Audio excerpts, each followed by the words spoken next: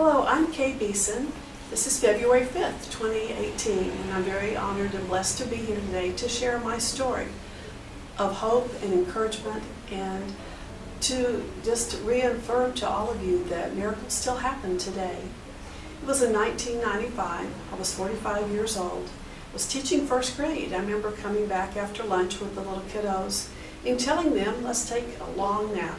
I had severe back pain and flu-like symptoms, and I thought maybe if I had them rest and I took a little rest, that maybe this would all go away.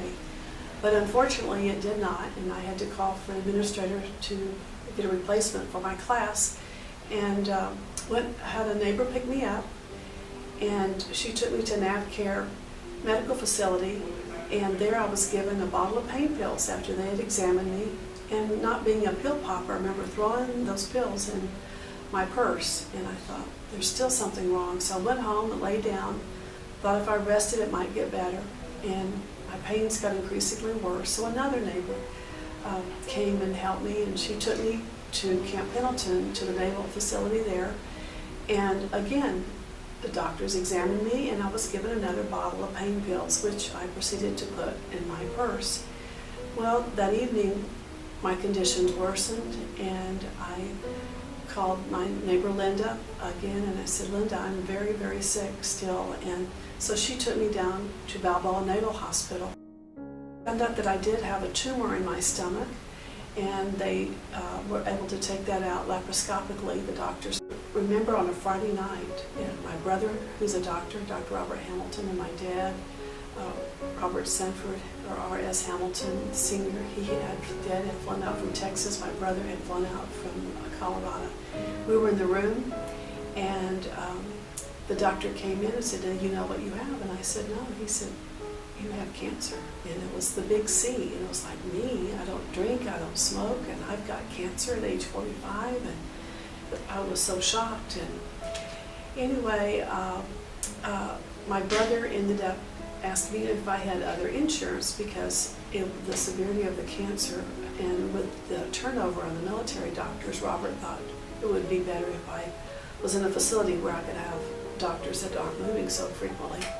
Well, I got into Scripps, or he helped get me into Scripps, La Jolla, Torrey Pines, and the doctors did find that I had a tumor up in my neck, a lump in my neck, and so they ended up staging me at stage 3 at this point. And I was just frightened beyond belief that here I was 45 and had thought I'd lived a clean lifestyle and done things right. After a year of the treatment, that my back pain had reoccurred, and now when I went to the doctor, I was told that I was at 20% survival. And I was just in such shock again that I would have cancer. And so now they're talking about bone marrow transplants. So I had one bone marrow, autologous stem cell bone marrow transplant, and then I had a second one. And I was so deathly sick. I remember my skin was blackened, and I had no nails, no hair. I was bald twice doing all this cancer stuff. And I remember calling Lois Herringshaw. She's a registered nurse, longtime Christian friend of ours, and also a very smart woman, a nurse who had studied with Dr. Ye and knew very much about Eastern medicine. She knew about natural medicine, and she said, Kay, Dr. Ye can help you. And I thought, well, how can Dr. Ye help me? And I remember Lois came to our house, and I was sitting on a chair, and I couldn't even get up, and just so deathly sick. And she said he could help you. So we went to his clinic when it was in Vista. We saw him.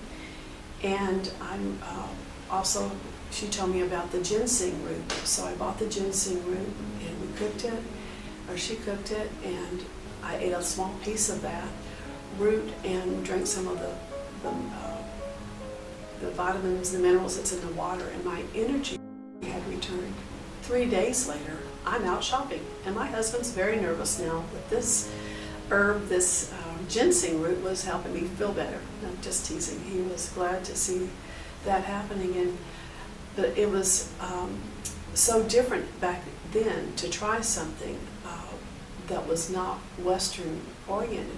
And even though Chinese medicine's been out for about 5,000 years, it's tried and true, back then they weren't integrating Eastern and Western medicine at the time.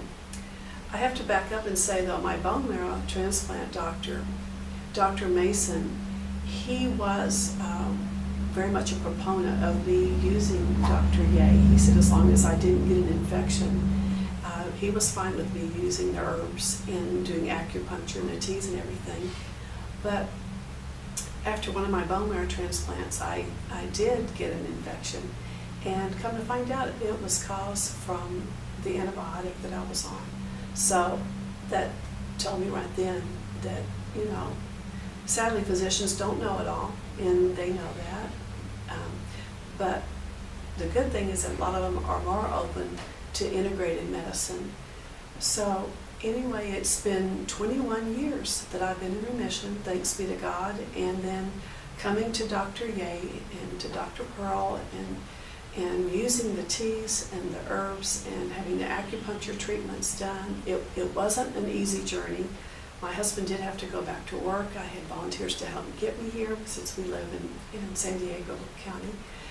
But where there's a will, there's a way, and this is a wonderful staff. They have highly trained Chinese doctors who work here with the staff, and you will be treated respectfully, and they will work with you on your financing, and they will give you the best treatment. But I'm just proud to be a part of the healing touches that God has chosen to give me, and to be a survivor, and to have a friend as Lois and many others that helped me get well, but particularly to Lois for having gotten me to Dr. Ye and to this great medical staff. But my first thanks is to God and to both Western and Eastern doctors, but we all work together, and so I'm here today, and I'm a retired teacher, but I've been back to work part-time as a teacher for about 5 years now, and so I'm able to live a productive and healthy life and enjoy our 2 grandkids. Thank you.